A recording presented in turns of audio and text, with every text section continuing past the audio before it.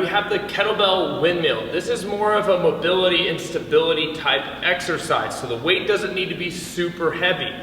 What we're going to be targeting is we're going to target lengthening and strengthening the side part of our body, the obliques, some muscles in our back, and we're really going to be focusing on some shoulder stability throughout this movement. So what we're going to do is we're going to bring this kettlebell up to the front rack position.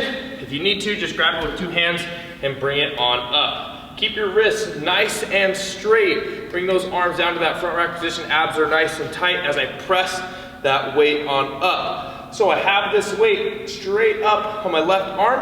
So I'm going to point those toes away at about a 45-degree angle. I want a little bit wider base than normal.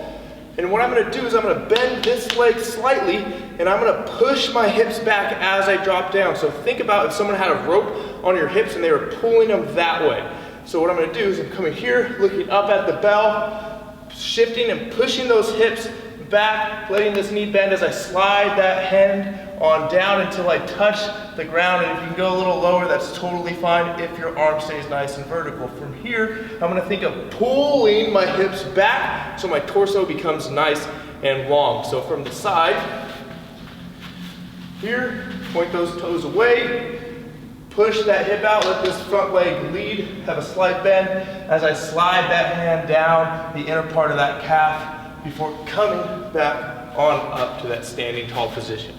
So that is the kettlebell windmill.